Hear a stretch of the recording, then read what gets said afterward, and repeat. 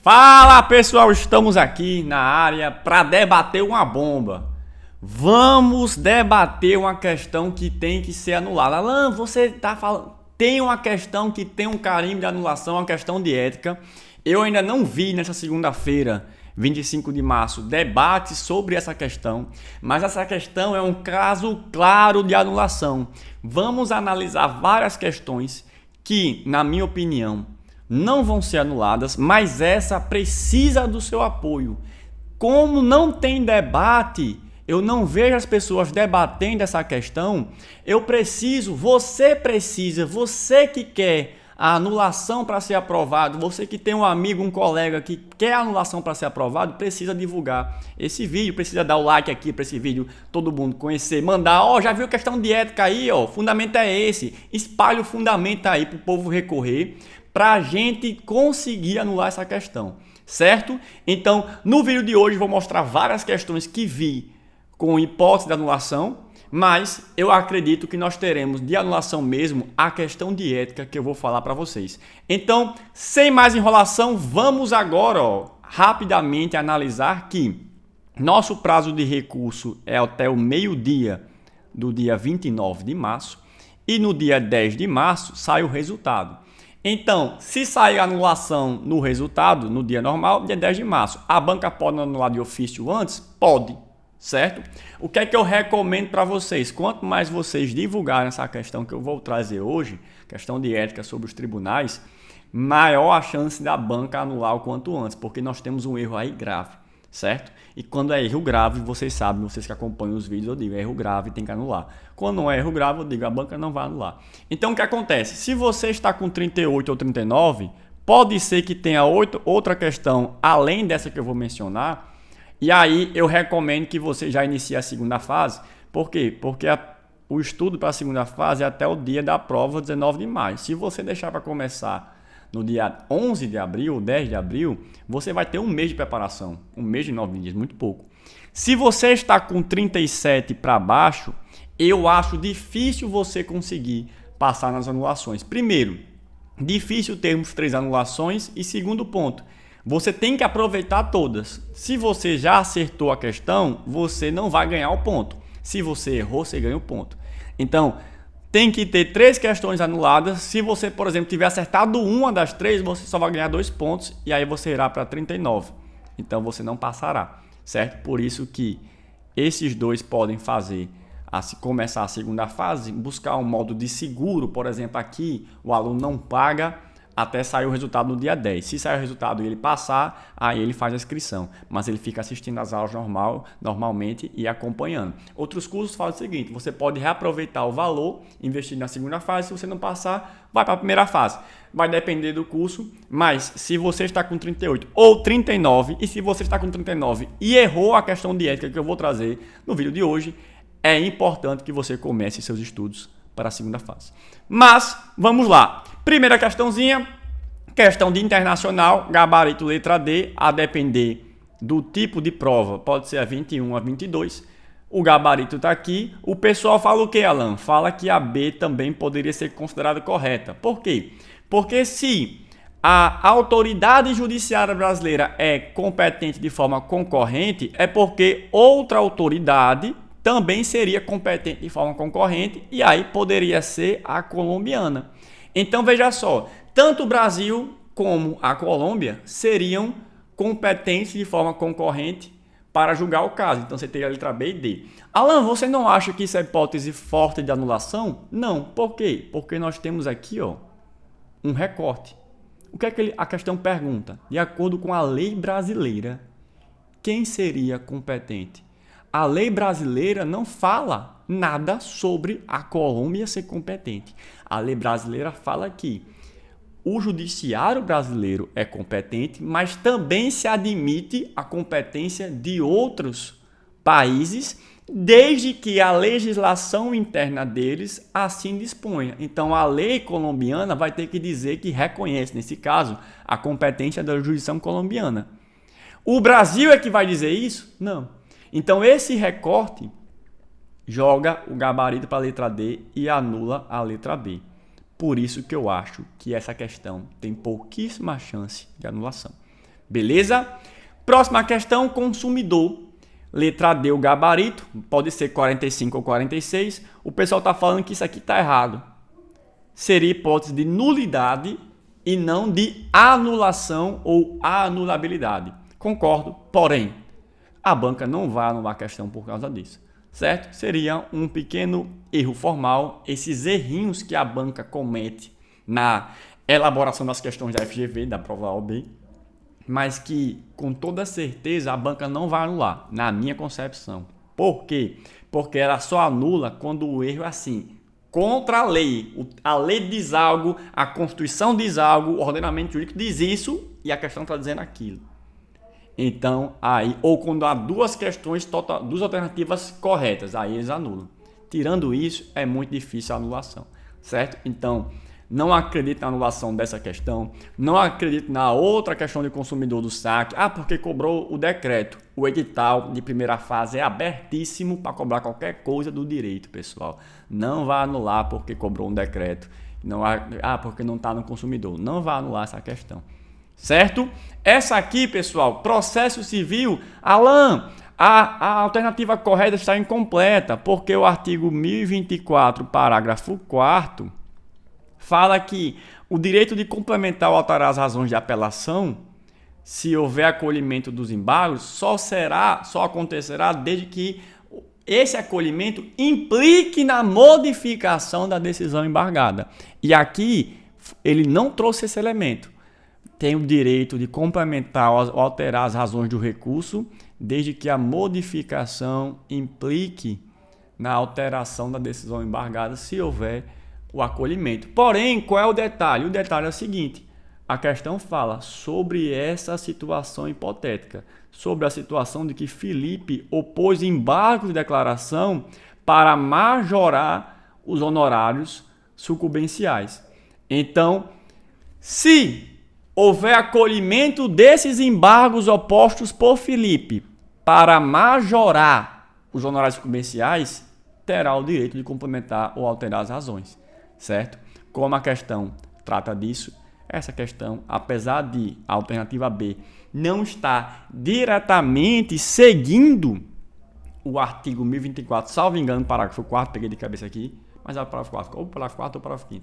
Se não estiver seguindo, ainda que não esteja seguindo, não está equivocado, porque ela se refere ao caso do enunciado. Então ela faz essa interligação e aqui ela deixa bem claro isso. Certo? Se a questão aqui falasse de forma genérica no CPC, aí nós poderíamos pensar numa alternativa incompleta e na ausência de alternativa correta, gerando anulação, ao meu ver, não vai ser anulado. Certo? Essa questão aqui eu achei engraçado. Por quê?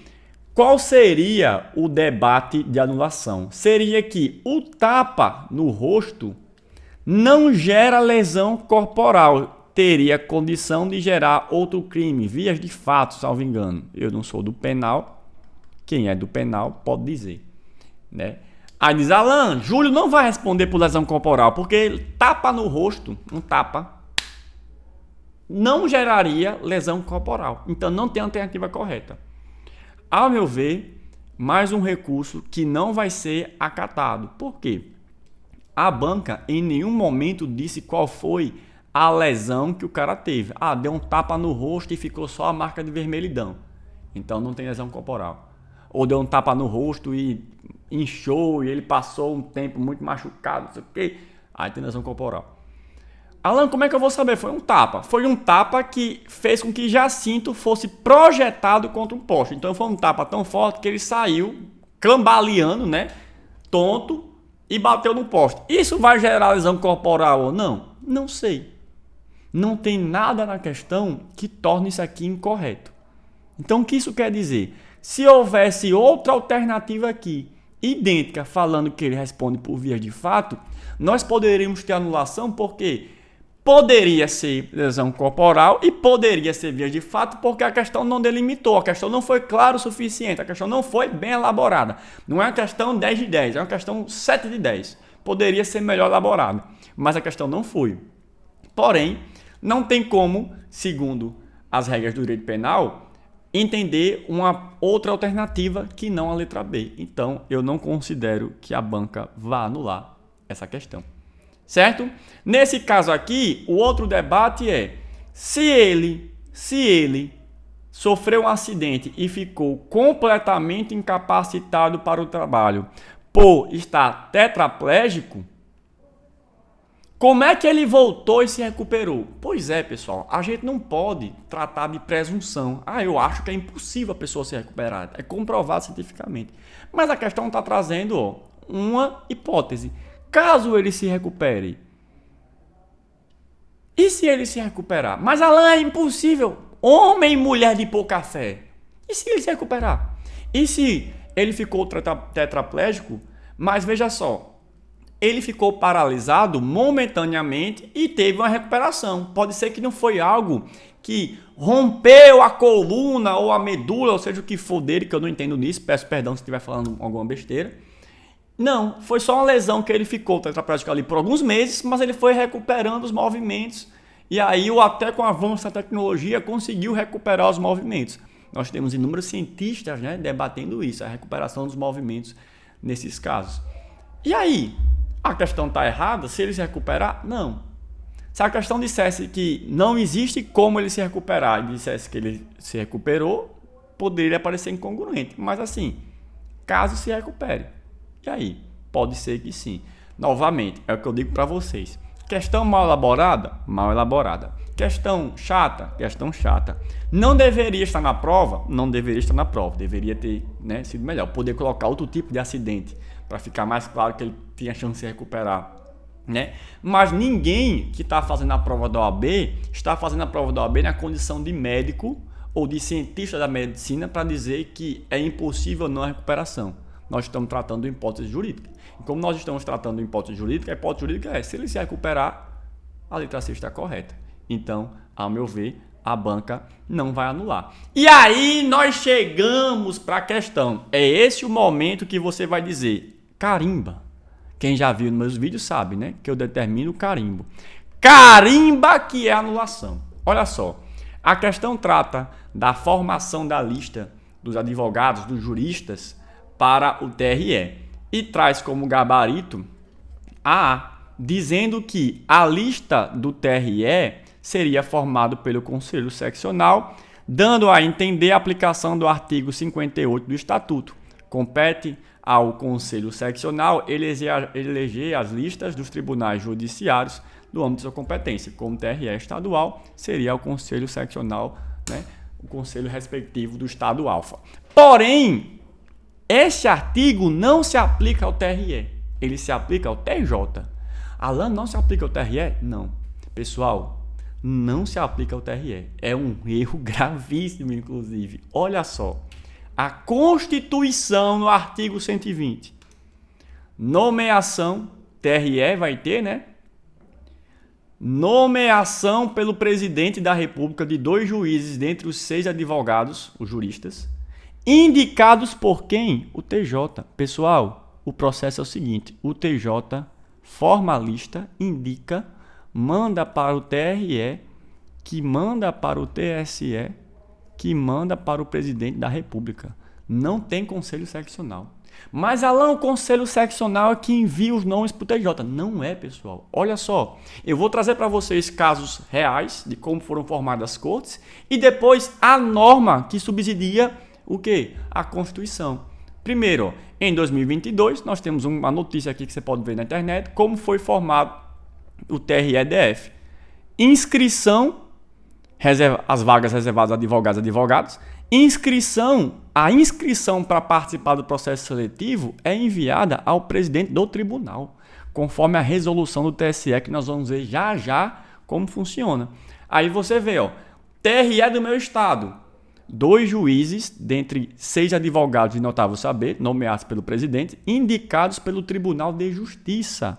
O Tribunal de Justiça recebe as inscrições, monta a lista e manda para o TRE, que manda para o TSE, que manda para o presidente da República. Aí, ó, TRE Pará. Olha como eu explico o procedimento.